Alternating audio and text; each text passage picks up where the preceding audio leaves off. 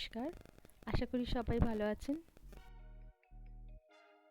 বড় সাইজের মৌরলা মাছ নিয়ে এসেছি। আমি এই প্রথম এত বড় সাইজের মৌরলা মাছ দেখলাম। খুব ছোট ছোট হয় দেখেছি, তাই এই মাছটা দিয়ে আজকে একটা ঝাল বানাবো, নিজের মতো করে বানাবো। মাছগুলো খুব ভালো করে পেট পরিষ্কার করে ধুয়ে নিয়েছি। এবার নুন হলুদ মাখিয়ে আমি সর্ষের তেলে ভেজে নেব। মাছ ভাজার সময় সবসময় সর্ষের তেল ইউজ করি আমি, বাঙালিরা সবাই তাই করেন।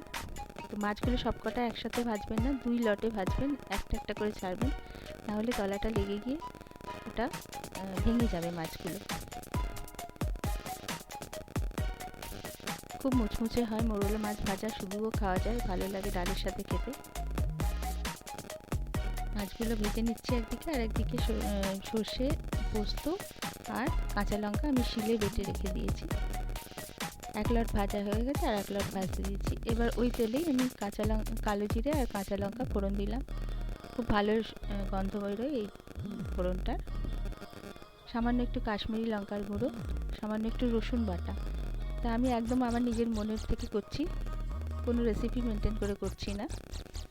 আর খুব ভালো খেতে হয়েছিল, একবার বানিয়ে দেখবেন, খুব ভালো লাগবে। গরম ভাতে খুব ভালো লাগবে। এবার একটু হলুদ গুঁড়ো দিলাম। আধখানা বড় টমেটো আধখানা কুচিয়ে রেখেছিলাম, সেই টমেটোটা দিয়ে দিলাম। এবার আর টমেটো দিয়েছি যেহেতু সেটা গলানোর জন্য একটু নুন দিতে হবে। তাই সামান্য একটু, তরকারি হিসেবেই পুরো নুনটাই দিয়ে দিলাম এখন, সামান্য নয়, যতটা লাগবে সেই হিসেব করে। সর্ষে পোস্ত বাটা একটু নুন আছে। আর তরকারিটা তলা থেকে লেগে যাচ্ছিল, তাই সামান্য জল দিয়ে এটাকে এবার ভালো করে কষাবো। টমেটোটা গলা পর্যন্ত, ওই কাঁচা গন্ধ যাওয়া পর্যন্ত এটাকে ভালো করে কষতে হবে।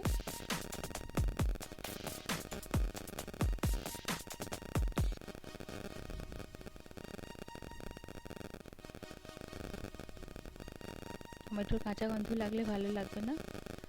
তারপর রসুনও আছে একটু, সেই জন্য ভালো করে এটাকে তেলে কষিয়ে, দেখুন মশলাটা পুরো কষে গেছে। এবার আমি সর্ষে পোস্ত বাটাটা দিয়ে দিলাম এর মধ্যে। হলুদ টমেটোর মশলার মধ্যে আগে দিয়ে দিয়েছিলাম, আর হলুদ দেবো না। এবার একটু ফুটে উঠেছে,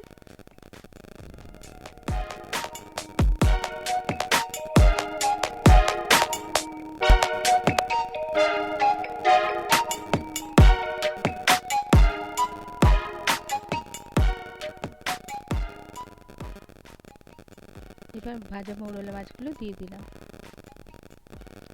মশলাটা একটু শুকিয়ে গেছে। এটা যেহেতু মাছগুলো মশলার ভেতরে ঢোকানোর জন্য একটু জল দিলাম, যাতে মাছগুলো ডুবে যায়। তারপরে সামান্য মিনিট 2 ফোটাবো, বেশি ফোটাবো না, কারণ দরকার নেই, মাছগুলো যেহেতু ভাজা আছে।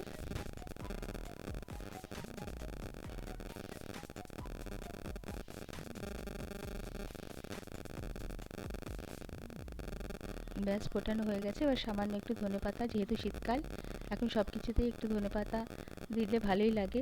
ফ্রেশ ধনেপাতা পাওয়াও যাচ্ছে এখন।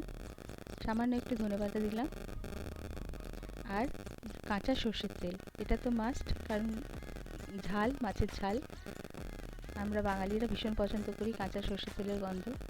একটু স্ট্যান্ডিং টাইম রেখে কি সুন্দর রং এসছে দেখুন। এবার পরিবেশন করুন গরম গরম ভাতের সাথে। ভিডিওটা কেমন লাগলো, রেসিপিটা কেমন লাগলো বলবেন। যারা নতুন তারা আমাকে অবশ্যই পাশে থাকবেন সাবস্ক্রাইব করে, আর ভালো লাগলে লাইক শেয়ার করবেন নিজের বন্ধু বান্ধবদের সঙ্গে। সবাই ভালো থাকবেন, ধন্যবাদ।